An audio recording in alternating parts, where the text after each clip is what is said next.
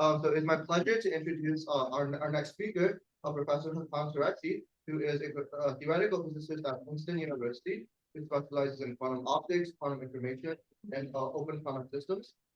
Research explores the fundamental behavior of light matter interactions, non-information systems, and quantum technologies like superconducting circuits. Professor Tureci has made significant contributions to understanding how coherence and dissipation interplay in complex quantum systems with applications to quantum computing and photonics. So without further ado, I would like to have Professor Tureci begin his talk and take it away. All right, thank you. So I'm unable to see you, and I want to make sure that you are able to ask questions during my talk excellent. So if there are questions from the audience, please just shout out loud and raise your questions. Please don't wait till the end of this talk. Okay. So first of all, I'm sorry I'm unable to participate in person. The workshop is turning out to be great. It's really well organized, one of the best I've seen. Very carefully curated. So I want to congratulate the organizers on putting this great workshop together. So I'm going to be talking about a program that on modeling circuit QED systems that has been made possible by the support of Department of Energy, Basic Energy Sciences since 2020. And this has been until now, and it has now been suspended. So hopefully this work will go on in some way. You see the title. I just want to tell you how it is complementary to some of the tools that you have learned about in this workshop. So this program aims to develop quantum modeling framework that faithfully captures the open nature of circuit QED systems with the flexibility to incorporate the full 3D layout and its surrounding environment when needed. As such, accurately implementing open boundary conditions was a fundamental requirement from the outset. And the central challenge is then to construct a quantization framework grounded in the non-Hermitian spectral problem of the open electromagnetic system. And this turns out to be possible. So I'm going to be really focusing on that aspect because it sort of touches on things that you have not probably learned about very much so far in the, unless I've of course missed some of the talks in the advanced track. So the tool set that I'll also later share with you the public repo of is really a complementary to some of the more mature open source toolboxes that you have learned how to use. Okay, so all right, so I've copied one of Eli's slides here from his overview talk the first day of the conference, and I'll be really focusing on these two boxes here, and the goal is to start with an electromagnetic simulator that I'll be discussing and generate an effective, not a Hamiltonian, but Liouvillean, as I will be discussing today. So I won't be able to reproduce Eli's exact words, but in referring to a fundamental trade-off inherent to most E&M modeling frameworks, he said that one must choose between accuracy and speed. And I want to address whether one can have an electromagnetic modeling paradigm that is both accurate and fast. So our practical experience, particularly from a finite element method perspective, let's say, indicates that finer mesh density generally leads to greater simulation accuracy. So how can we hope to move beyond this limitation? And one guiding idea of how to overcome this limitation is based on the fact that every experiment has a finite spatiotemporal resolution. This is a fundamental fact because our homodyne detectors, for instance, in the case of superconducting devices, integrates the electromagnetic signal it receives over a certain period tau. So practically any superconducting qubit readout that has finite time resolution, and that time resolution is really of the order of nanoseconds in practice, maybe sub-nanoseconds in some cases. Then one can ask the question whether we can do our modeling in a way that is accurate at that resolution and requires only resources that is no more or no less than that accuracy, than capturing that accuracy that is relevant in experiments. Yeah? So that is indeed possible. And starting with a Hamiltonian of the full system, yeah, including the environment, the box around your superconducting chip, right? To systematically then derive an effective master equation that is specific to the time resolution tau. Yeah. So that is, so let me get a pointer here.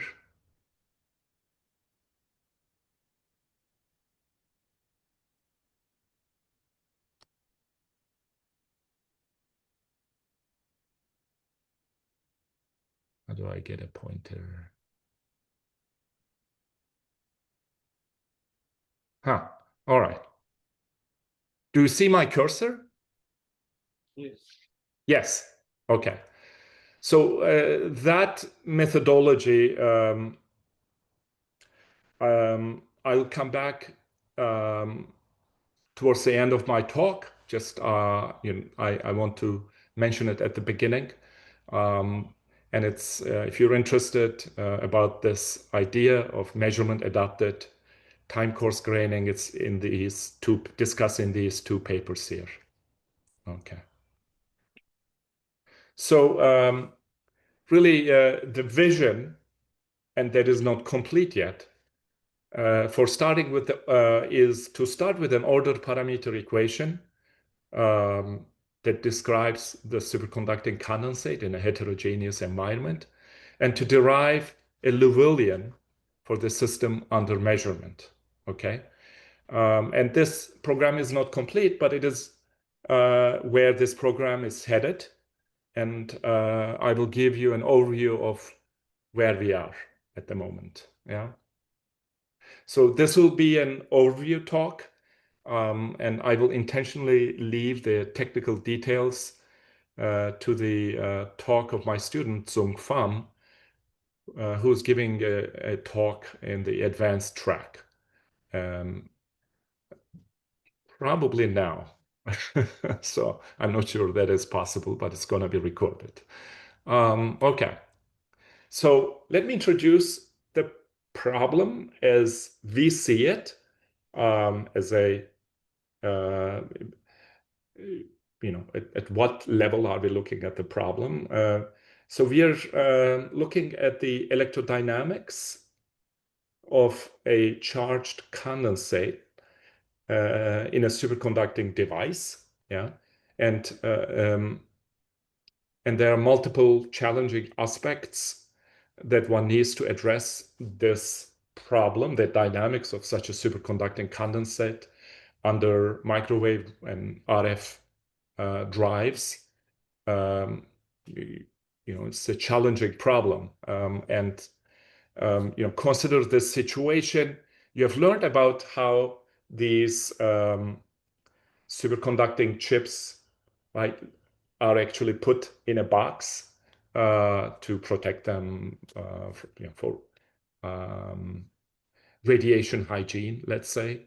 And imagine now this box is a very bad box, like two cylinders on top of each other. So it's very open on the sides, and you have this um, a sort of a substrate with some layout that you see here. And I intentionally choose this kind of geometry to illustrate how difficult a problem, the challenges in modeling this system. Because when you put this in a open box like that, there's invariably going to be radiative losses coming out.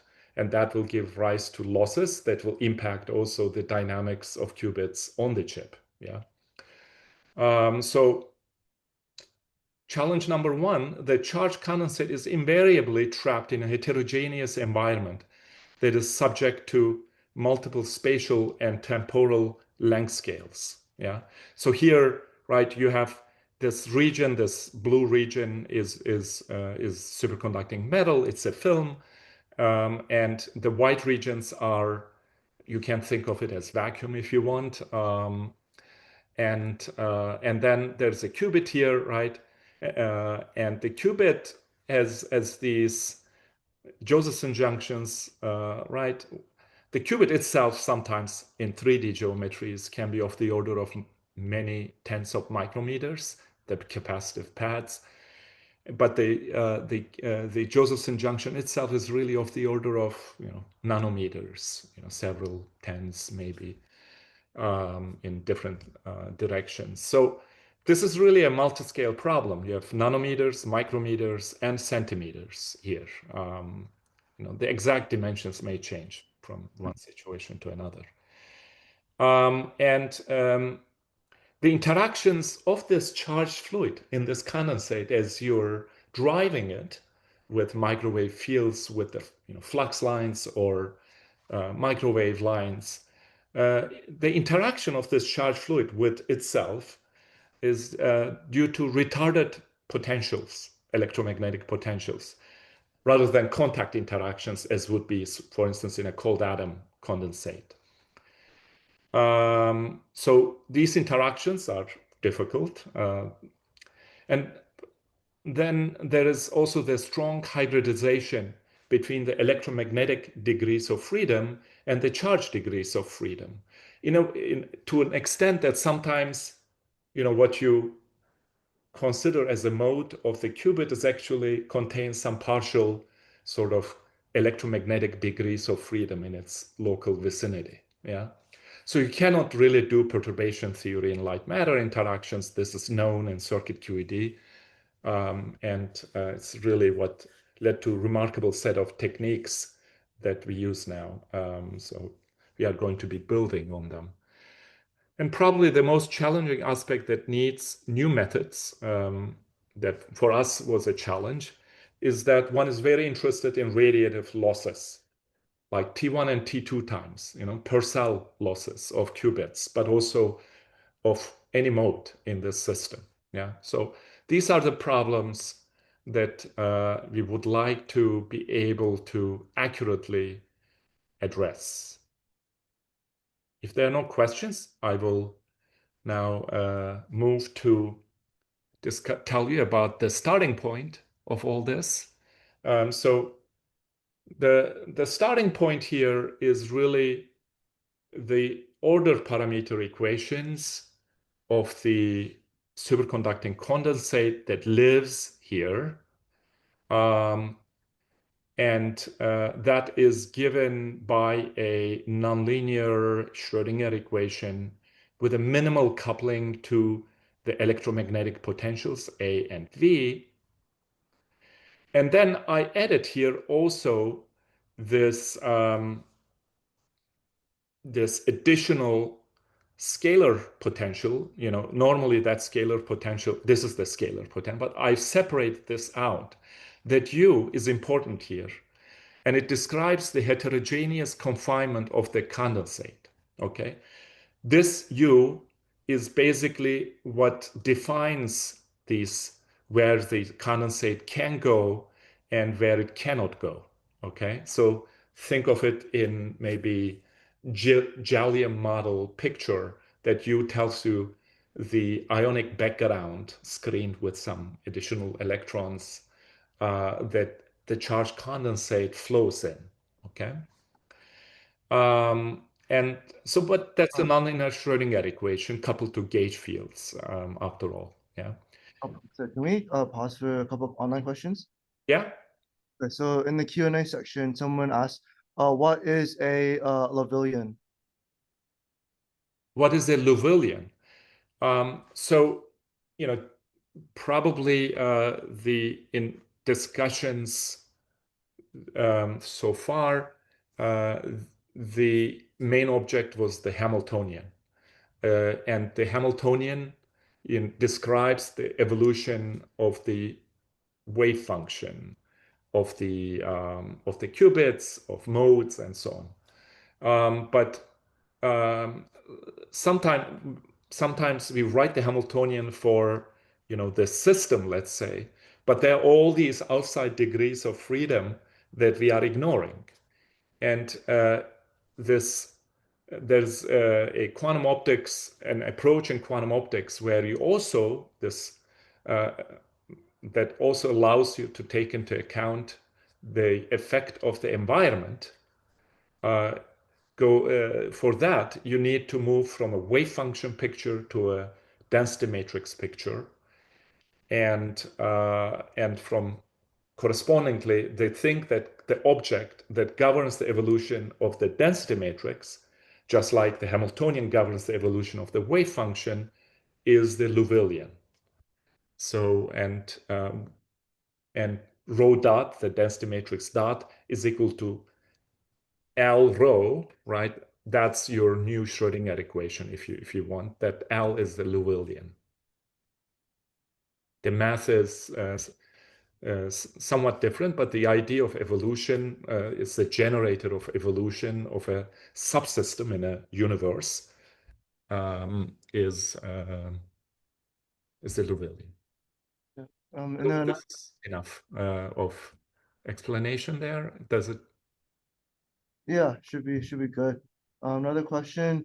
Let's see. The order parameter equation, is it the same as the Ginzburg-Landau equation, or is it only applicable near the critical temperature? Yeah, so that's a very good question. This equation is somewhat different than the Landau-Ginzburg equation. I assume this person who asked this question refers to Landau-Ginzburg theory of a charge condensate, let's say. I mean, you can write such equations for cold atoms as well. The main difference here with respect to Landau-Ginzburg, which is only valid near the critical temperature of the superconducting transition temperature, is this is a equation that is the low temperature equation. Yeah, it's not for the critical near the critical temperature. So this equation is the one that describes really dynamics of a superconducting charge condensate in the presence of electromagnetic fields at zero temperature. And it's not really discussed in literature very much. Probably the first person who wrote this equation as far back as we could go is Richard Feynman in his lecture notes. So you should look it up in volume 3, where he discusses the Josephson effect, which at that time had just been proposed by Brian Josephson himself. So this equation is different. Technically, the one main difference is that it is not in imaginary time. So there is an I here. So it's like the real Schrödinger equation. And it really describes the real time dynamics rather than the approach to steady state or equilibrium of a condensate. The other probably noteworthy feature, which is different in the version that we are using, is that it's explicitly coupled to gauge fields.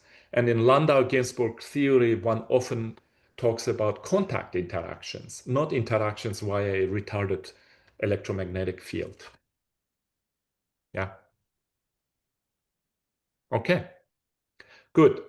So unless there's another question, I'm moving on. Now telling you, well, this A, like the vector potential, and V, the scalar potential generated by these charge carriers, that is, that's the fluid, condensate fluid, is described by Max's equations. So this is really, at this level of writing, this is really classical equations of motion, but psi is really is a macroscopic order parameter, so it's basic result of quantum physics.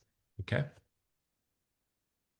So then you can represent, we will represent the condensate order parameter as a field that depends spatially on position in this device here, as sometimes in this representation, this is the Madelung representation, as square root of the density times e to the power exponential of I theta. So rho and theta now are spatial temporally dependent fields that you can solve them instead of solving this equation. Okay, and that's what we are going to do. All good? Okay. So now comes the first important step here. As I told you, one difficulty with superconducting QED is the fact that the charge degrees of freedom, the condensate, and the fields are strongly hybridized, so that you cannot separate them in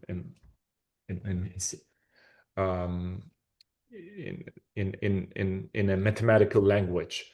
So to address this aspect, what we are going to do is, instead of talking about the vector potential A and the phase of the order parameter theta, we are going to look at the additive combination of A and the gradient of theta.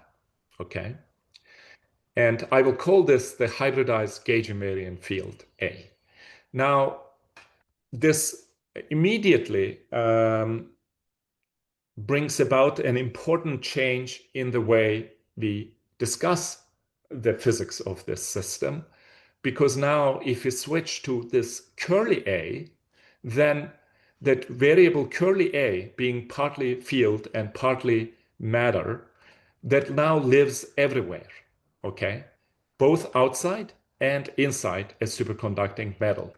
And generally, if this is one lead of a coplanar waveguide, for instance, and the other lead is somewhere here, then you don't really have any conditions on that field. The whole field will, at the end, attain the amplitudes that this piece of metal dictates it should do.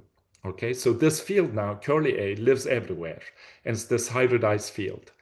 Along with this, you have to now think of the condensate as a charged fluid. And in fact,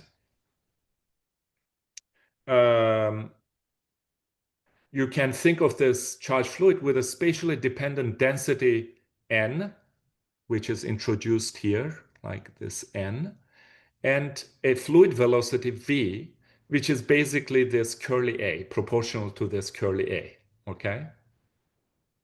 So this fluid's velocity contains the electromagnetic degrees of freedom in them, okay? That's very interesting.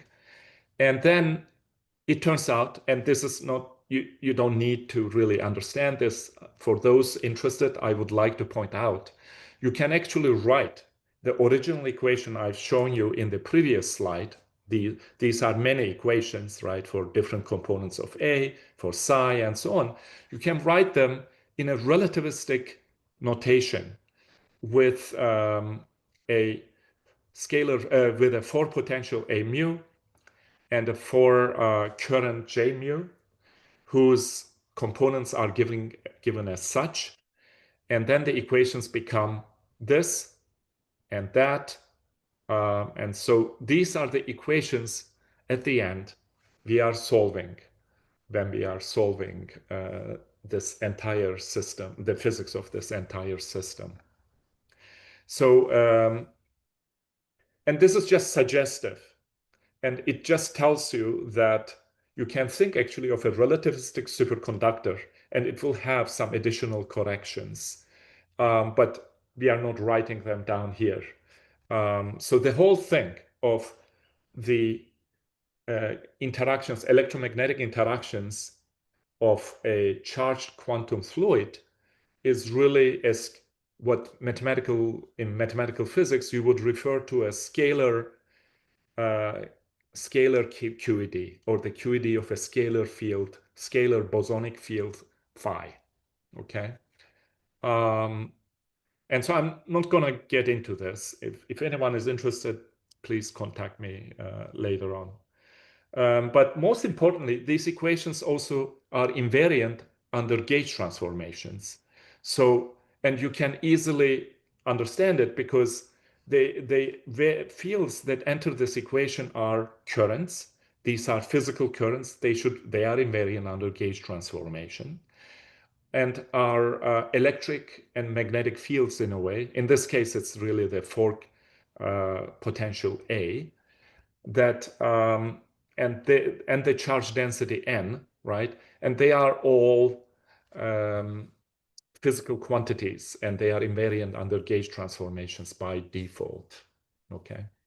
And in this gauge invariance, the most important thing is this combination here. This capital A is a gauge invariant quantity. If you so we shall not go into it, but this is what interests us a lot in other projects. Okay, so how do you now discretize these equations to make them amenable to a very accurate modeling, right? And there comes this coarse graining idea that we typically are not interested, in calculating anything that is not resolvable by the measurement you do, okay?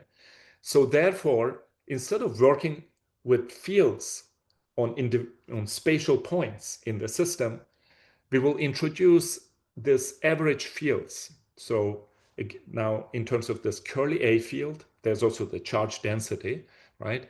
But in terms of this curly A field, these new fields are really averaged fields over certain intervals, certain lengths in space, okay? And these are going to be our fundamental quantities. These are really intrinsically spatially averaged fields with a certain length scale, okay? We choose that for computational convenience. Ultimately, when we figure out how to, it will be chosen by the measurement on the system. Yes. Was there a question? No. Okay. So so there is a special in order for when you work with such averaged fields, then very nicely what happens is, for instance, charges live in volumes and currents live in on lines that pierce surfaces in these boxes. So the quantities live in very different dimensions. And the way to think about the right language for this is discrete differential forms. And there is a formulation, modern formulation of it called discrete exterior calculus that gives you, this is what mathematicians have figured out and that we are borrowing from them. They give you, the reason you go through this length is that it gives you a structure preserving evolution at the end if you write your PD in this kind of meshing. I will not again get into the details. If anyone is interested in the details, please talk to Zong, who's going to be at the workshop. Yeah, but this is the vehicle behind the computational power of this method. Do I want to say anything else? Yeah. So this methodology based on discrete exterior calculus, we call DEC-QED. And so, and it allows you to do long time evolution with a good accuracy, adjustable accuracy. I demand what the accuracy I want is. Can allow you to integrate these nonlinear PDEs that describe the interactions of this charged fluid with electromagnetic field. And in 1+1D, it reproduces the standard circuit QED framework. So this is very nice because it says it's quantization ready with standard techniques. Okay. Okay, let's look at some of So there's a question from the audience. Yes. So I was wondering if this parameter equation or Schrodinger, whatever, is also taking care of any image charge or image current in the whole cavity.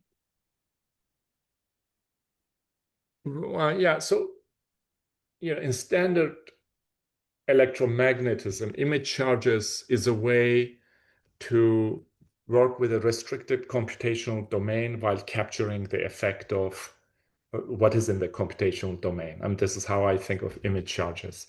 So because of the way this is set up, the boundary conditions basically implement any image charges if needed, but also stuff that is not capturable by the notion of image charges.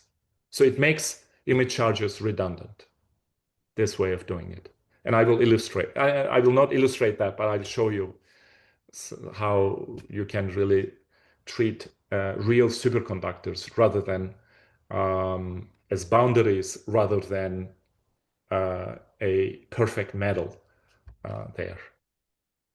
Okay? Okay. So so here I just want to you write the equations, you discretize it using DEC, and I'm showing you now some simulations for very I'm not sure the video will hopefully the video will work out, but here we're looking at X and Z fields, right? I told you that the fields are living on edges now in the mesh. They are not assigned to individual points in space. They are average fields over meshes. So then there are X fields and Z fields, yeah? And so I'm plotting here on the right the Z fields and the X fields separately because their evolution has to be separately. This is the best way of looking at their evolution. Otherwise, if you have vector fields, it becomes very complex, okay? So what we have here is is the dynamics of a charge of let's say a superconducting cube, a Josephson junction, and we approximate the Josephson junction just with one edge along the insulator, yeah, and that forms a dipole, and we now put a current there. So this current we are going to make it oscillate at a certain frequency. And we are going to look at how fields propagate when we turn on this dipole. And most notably, the cavity around, it's a superconductor material. This is the strength of this method, that we can really model a response of a real superconductor, including the nonlinearities in it. So let's see. I'm going to turn it on and see the evolution of the fields.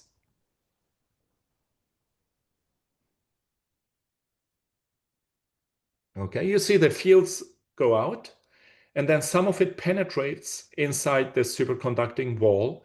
We intentionally made the London penetration depth long enough here so that you can see that penetration. Yeah, and you can play this movie for as long as you want, actually, but we cut it short so that we can move on to the next slide. Okay? Professor, can we have a Yes. brief pause for questions? Yes. So, this one online is the charge inside the box. What's the value?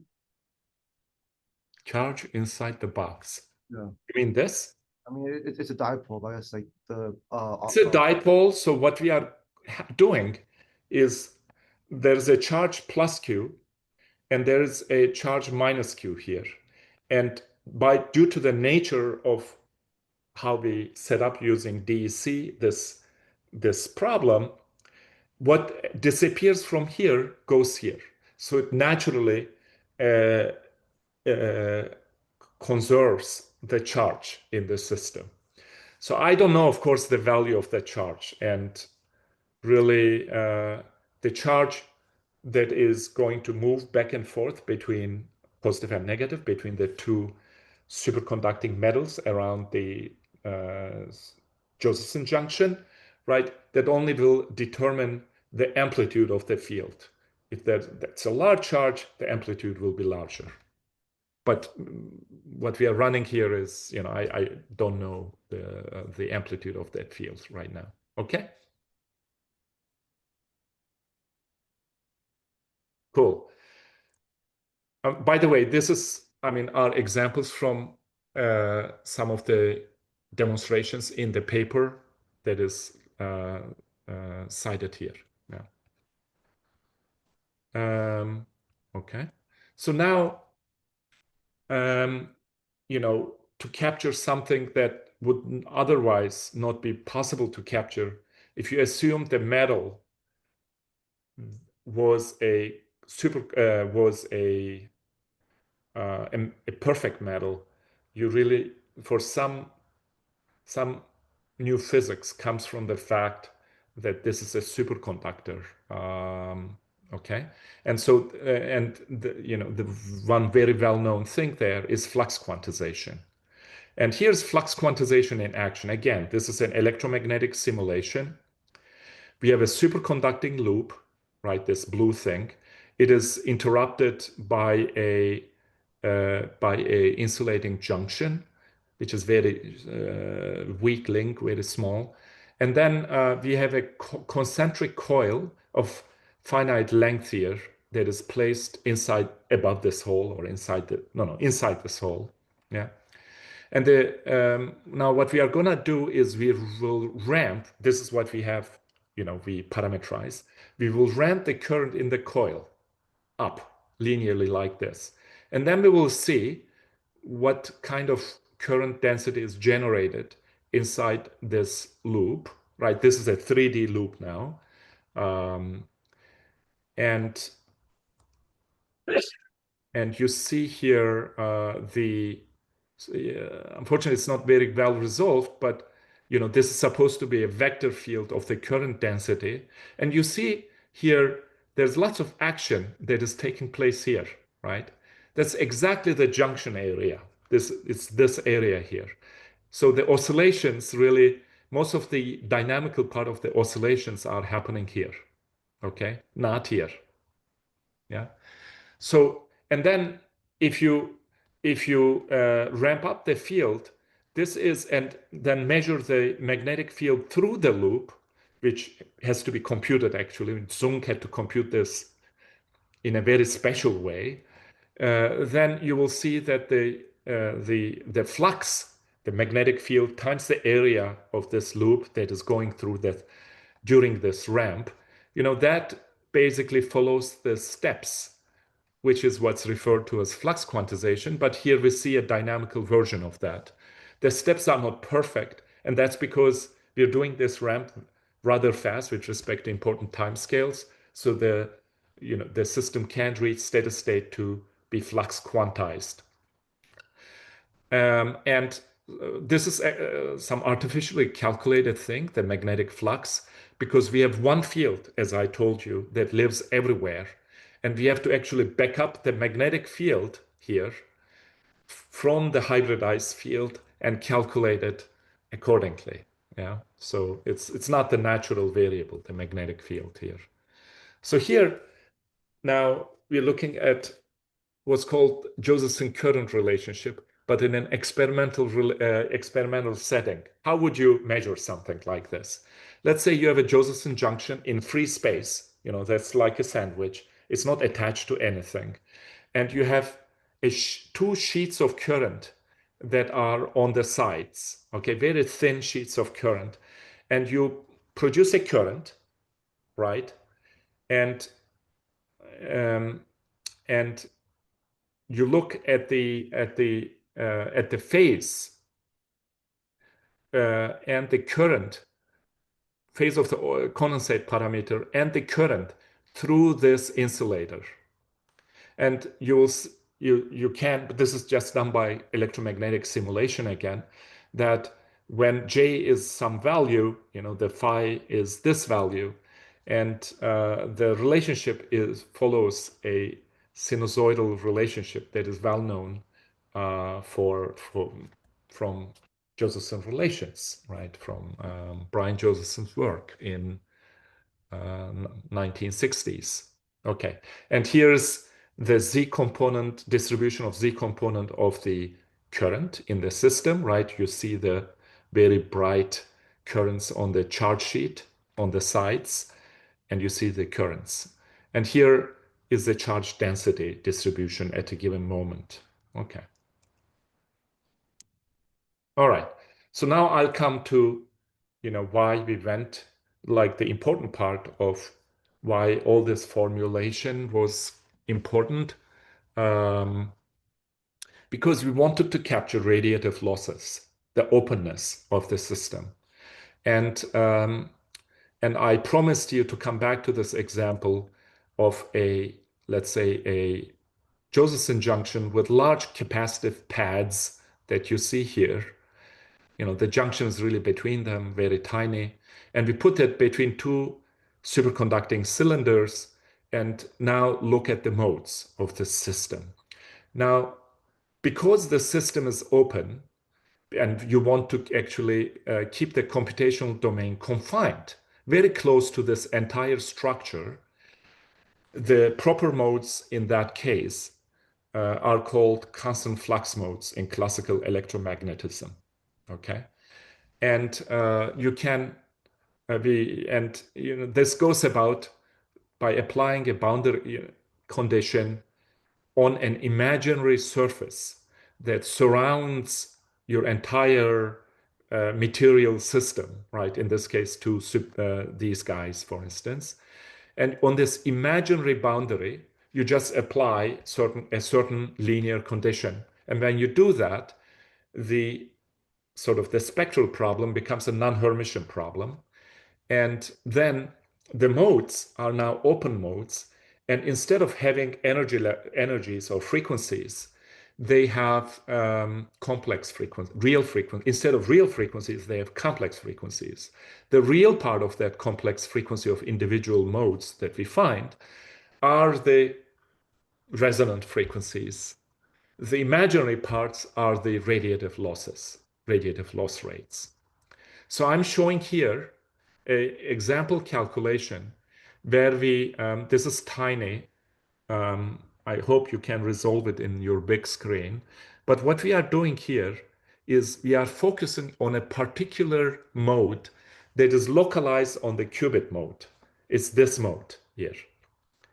And this mode is actually just a qubit mode, but it has some hybridization from the electromagnetic environment around it.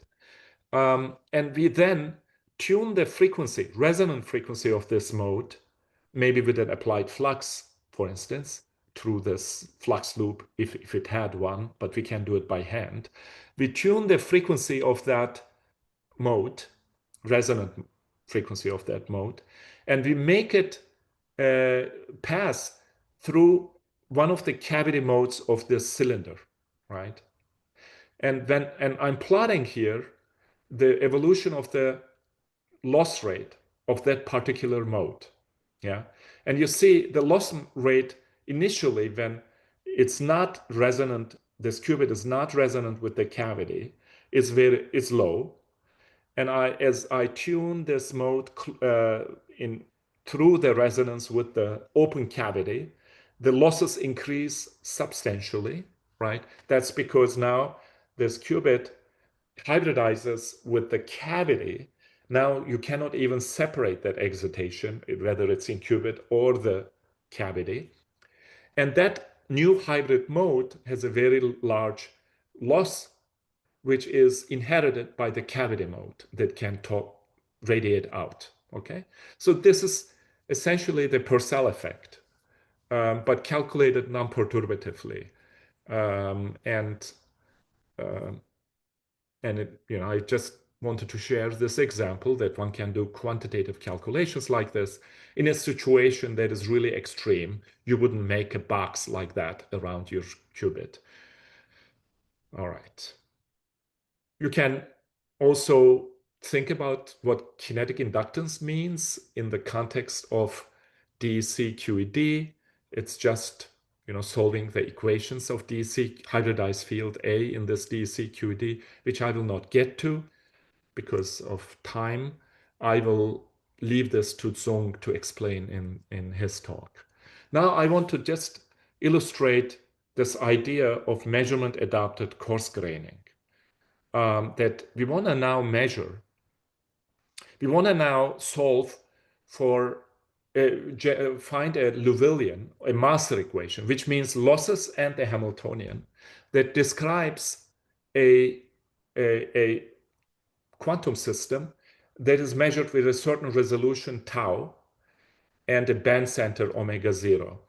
And I wanted to give you this simple example of Rabi model that maybe you have heard about, where you have a cavity mode coupled to cavity mode at frequency omega c coupled to a qubit, a two-level system with transition frequency omega a, okay?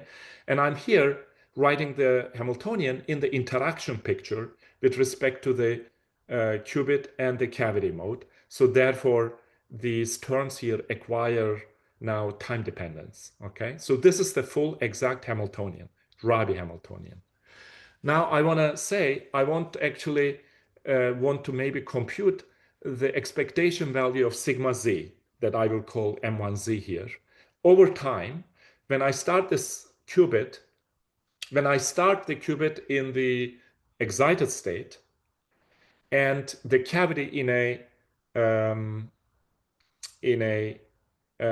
coherent state with certain number of photons, okay? And what you would expect in the Jaynes-Cumming model, which is a simplification of this Rabi model, is that you would have in M1Z this collapse revival oscillations. And so this is the exact calculation for those collapse revival oscillations, the expectation value of sigma z in a way. This is how it would look, yeah. Now, and I'm showing now how this time course graining works. The time course graining will give you a Liouvillean, which I will discuss in the next slide. And if you calculate it with the Liouvillean, it will give you tell you how this sigma z expectation value looks when you coarse grain the measurement with a certain time scale tau, okay? And that's shown in blue, okay?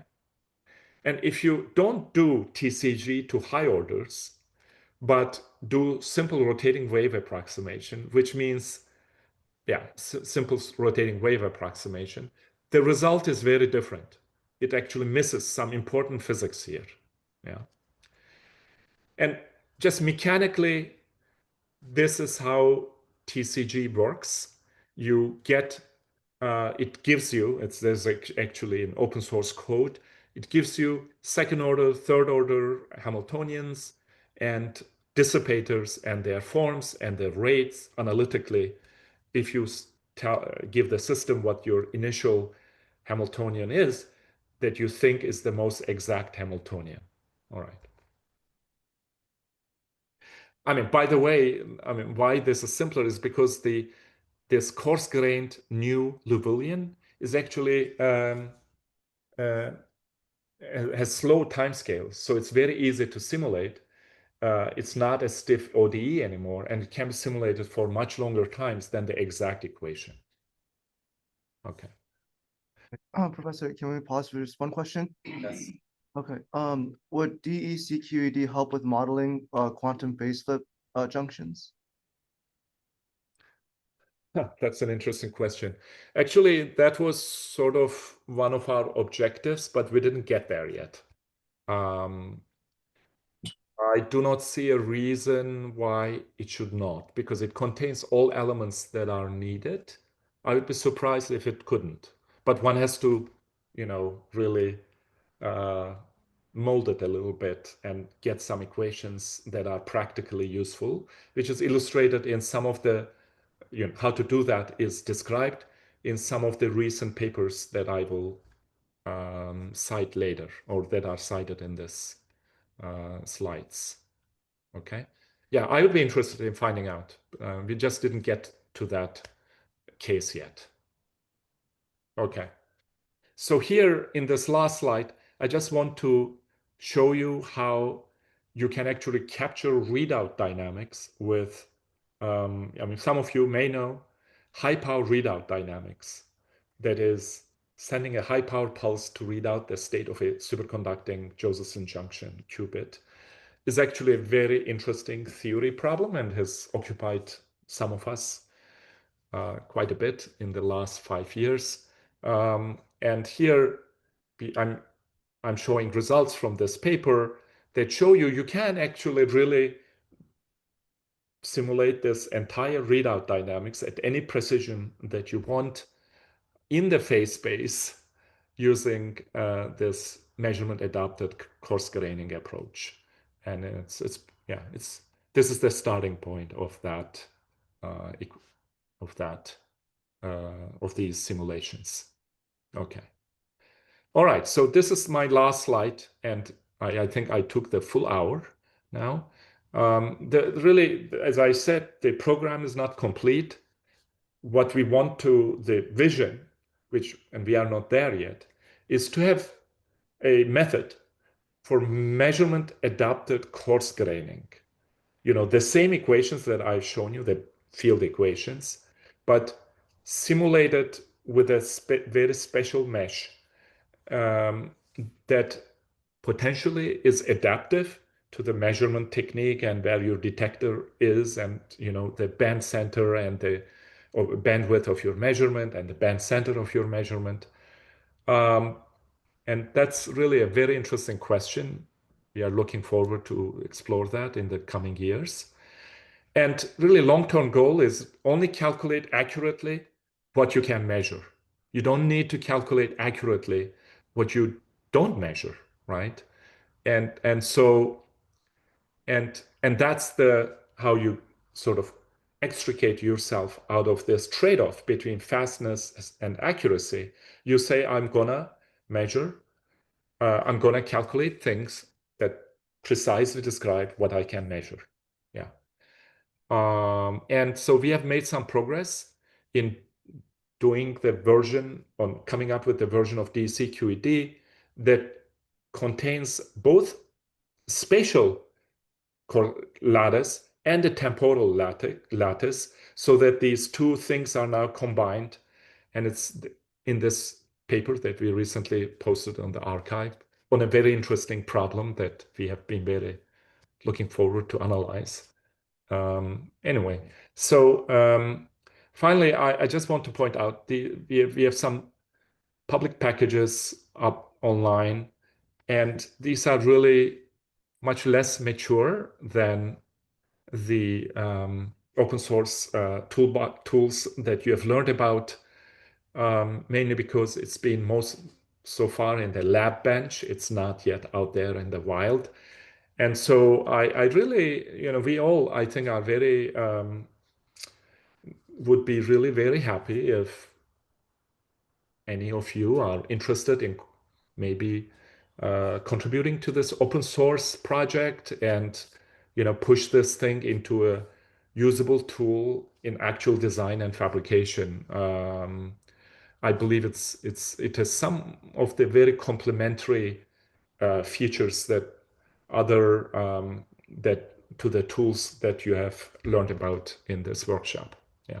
So if you're interested, these are the emails you can contact us. And here's the group.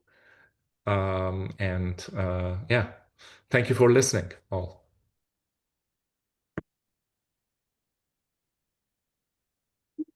Maybe one question. So I have a question, Professor. Shoot.